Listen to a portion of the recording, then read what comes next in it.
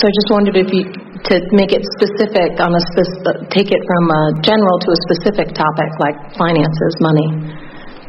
Let's take this subject of the ball in the hole. So it's an end result, the ball in the hole. It seems that the ball in the hole is what you're looking for, but it's what it represents that matters more, yes?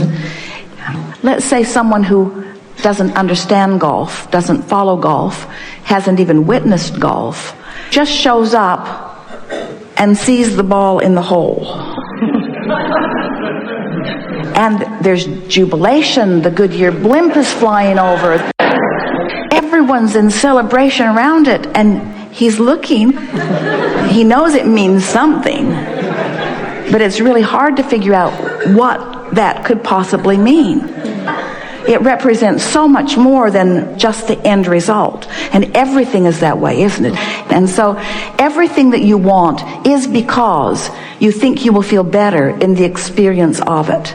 And maybe it works just to focus upon the words. We've been focused upon only words. Esther was talking in the dressing room about how few words we were offering, how simple few words were actually changing the energy. And then Esther said, but one thing I've noticed about Abraham, when Abraham says an emotional word like love, they mean love. When Abraham says ease, they mean ease. In other words, that's the thing that you have to get to. You have to get to the word, but you have to stay there long enough that you mean it. So when you're talking about financial abundance, what are the emotional words? Some would say freedom. But freedom is sort of tricky because it's freedom from bondage, it's freedom from stuff I don't want to do. So it's usually sort of a scattered vibration. What's the emotion? Ease. Ease is part of it. It's probably the same that applies to every category. Ease. But there's something unique about a specific subject and the way the emotion around it feels. So it's really worth focusing around that idea and feeling. You sort of have to feel your way there. What's that feeling? And sometimes the way you can find it is by focusing upon the tension of financial struggle and then just feeling that not sort of dissipate as you just feel what it would feel like to not feel that. Just ease and freedom and fun of choices, fun of selection, fun of options, ease of options.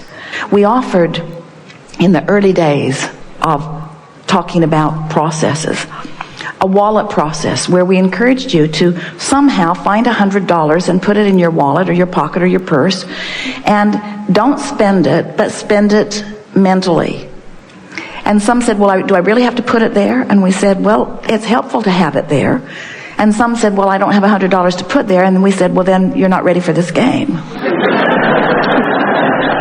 But put $100 in your pocket and then move through the day and say to yourself, I could buy that. I could buy that. If I wanted to, I could buy that. I could buy that. I could buy one of those shoes. I could buy that, I could buy that, I could buy that, I could buy that. And you just can't walk around noticing how many things, if you wanted to, you could, if you wanted to, you could, if you wanted to, you could, if you wanted to, you could, if you wanted to, you could, without shoring up that emotion around the feeling of money. You're just going to start feeling more abundance. You're going to start feeling more freedom. I have the freedom if I wanted to do that. I have the freedom if I wanted to do that. Just anything that you can do to give yourself that feeling. And then here's the most important thing. Don't try to fill the grid in yourself. Because it's that attempt at something that doesn't work that messes up the vibration of the grid. Your grid is present tense. How do you feel about this grid? Is it making sense to you? You get it? So it's logical that what you had going on yesterday, grid-wise, is likely what you're going to have going on today, grid-wise, just because it's easier to just keep doing what you've been doing. But when you become aware that the grid that you've got going might not be serving you very well because it's a grid that is laced with negative emotion rather than positive emotion. So you make the determination that you're going to try to find more positive feelings to begin a new grid. Begin a new grid. Let's put it that way. Rather than trying to morph your grid forward and change the grimy grid to something clearer, let's start a new grid now, start a new grid now, start a new grid now, start a new grid now. And if you realize that all of your power is in the now, because all of your rendezvous point is in the now. All of your grid filling in power is in the now. So if you've got this grid going on, and it's been going on for a while, it's logical that the better it gets, the better it gets. And your grid is going to become more and more specific as more and more fills in with it. Does that make sense to you? But there's real power for you. It's a real turning point for you if you will acknowledge that you're starting a new grid now. And the question that you might want to ask yourself is, am I just carrying over the old one? Well, it is likely that you are. And sometimes it's okay if you got a really good one going. But if you don't, then you want to start a new one, and you want to start it now. And the more general you get in the process, the better. So how did that feel? Did you like the idea of just finding the feeling of freedom and the feeling of well-being? Can you feel how that's a good emotional grid? And then didn't it fill in even more with that analogy that we gave you, a process, a Wallop process of something to do? Didn't it even make more sense to you? Well, that's the grid filling in. If finances are something that are important to you, as you've been listening and feeling with us, you've already reestablished a new grid now. Your point of attraction relative to finances has changed just as a result of this conversation. So now you have three options. You can keep it going, which is the easiest thing to do because momentum and inertia is always easier. Or you can not keep it going and just continue on with whatever you've had going on. Or you can not keep it going but get it going again. And not keep it going and get it going again. And that's really what's most practical for most of you. Just keep going after it again. Just keep saying, oh, new moment, how do I feel? Let's get a new grid going. Now, here's another process that we offered for this very thing many, many years ago that fits right into this grid. You're going to discover that everything that we've ever said to you ever fits right into this grid analogy. Because when things are central to the basic laws of the universe, they always fit. It was a process called segment intending. And the segment intending process says, oh, here's a new segment. What are my intentions for this segment? When you walk into a new space, it's a new segment. When you pick up the telephone to call someone, it's a new segment. When someone calls you, it's a new segment. When one new person walks into this room, it changes the segment for all of us. Segment intending. And at the basis of segment intending is, what do I want in this segment and why do I want it? How do I want to feel in this segment?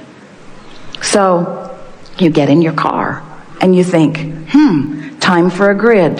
How do I feel in my car? Comfortable, appreciative for this transportation, happy that I'm getting to go someplace. Just stay there for 17 seconds and feel appreciation for your car. Let the engine sort of catch its breath a little bit. Get yourself settled into your seat. Look in your rearview mirror and acknowledge everything that is around you. Just breathe a little bit and feel happy to be here in this moment, eager to be going somewhere. Just establish that grid and watch what happens. Sit there for 68 seconds and you can control traffic. If you think about how you love to be in your car and how it represents freedom to you and how fun it is to get to move about and how many things there are to see around and what a beautiful, delicious world you live in and how delightful it is to have mobility in this world, how nice it is to have the comfort of a car like this. You spend 68 seconds focused like that and you move out into the world, your grid will fill in with cooperative drivers, with others who are smiling. They'll wave you in. Your timing at the lights, in the same way that you can't really understand wind currents, you don't really understand the timing of those lights either at a conscious level. But as your grid fills in, your impulse of where to go, which street to go down, where to pause, what to do, you will be guided. Your grid will fill in with reactions, with impulses, with responses, with rendezvous, and you'll have really good days. You'll find parking places. Barbara has been talking to Esther about princess parking, because Esther always has a parking place right up front. It's just always there. It's just always there. It's as if everyone has run ahead and just cleared the space for her. It's just always there. Always there. Not just sort of there, right there. The very best parking place in the whole possible place to be is right there waiting for Esther. Often someone backs out of it right as she arrives, or is just sitting there open. Esther can't believe it. There are people parking all around. What is going on? There's that place. Your grid is filling in. How you doing? How you doing? You happy with how it's filling in? People nice to you? Things working out? Money flowing easily? How's it filling in? You want to tweak it a little? Start a new grid right now. Start a new grid right now. Start a new grid right now. The momentum and law of attraction will take you to specific. And after you get the hang of this, then even in the what feels like the grid, the general grid, you'll be in such a good feeling place that you'll be much more specific than general, but it will be general for you. You see what we're getting at? Wow. The rule of thumb is be as specific as you can be and still feel good. Thank you so much. From this conversation, I really am getting a better glimpse of just how powerful I am. How powerful you are and how powerful this moment is. Yes. And what your potential for rendezvousing is right here and now. It's interesting because as we talked to you all about deliberate creation, first we said focus. We said you create your own reality and you get what you think about. So pay attention to what you're thinking about. And that went along all right with you, but then you started worrying about what you were thinking about. And then we started putting emphasis on allowing. In other words, you ask, step 1, the universe supplies, step 2, and you have to line up with it, step 3. And now we're even more specifically helping you to understand this process by letting you know, yes, you do create your own reality. And people will say, well, Abraham, we're not sure what you really think we should be doing. Should we be focusing? Should we be meditating? Should we be asking? Should we be allowing? And we say, you've done enough asking really to keep yourselves busy for 20 or 30 lifetimes. You've been mixing it up. You have a vortex full of all kinds of things that you want, and your inner being has already become the vibrational equivalent of all of those things. So your work really is to relax and allow yourself to be in the vibrational vicinity. This grid conversation, here we are in this place, we've come round again with more specifics to help you to understand that your point of attraction, your point of power is right here and right now. It was one of two things that Seth said. Seth was speaking through Jane Roberts, and Jerry had been reading those books before that Jerry and Esther met us. And Seth said, you create your own reality, and that rang Jerry's bells so strongly. He loved the idea of it. He just could not imagine how that could possibly be so, because there were so many people living what they did not want to live, who he could not understand. If they create their own reality, why are they doing that to themselves? And so we've spent all of these years saying that you get what you think about. You don't get what you want. You get what you think about. When you think about what you want, you get it. When you think about the absence of what you want, you get the absence of what you want. You get what you think about. You create your own reality through your focus, you see. And then Seth said, your point of power is in the present. That made Jerry crazy with excitement. He loved feeling the control of now, but what could that possibly mean? Does that mean I stand in my now and I just focus very deliberately? Focus, carry a notebook around, do. Your point of power is in the present. So we've spent years explaining to you that you were source energy, that you come partly into this body, that here in this leading edge body you explore and you ask, and then you come into alignment with what you're asking for. But now we're wanting you to understand that you have always been this source energy that is always focused forward with you. In other words, when we talk about the power of now, when we talk about your powerful now, we're not just talking about the personality that you know as you and what you're doing as you're focused in this moment. We're talking about all that you are that is focused in this moment. We're all focused in your powerful now. We're here with you while you're having this conversation.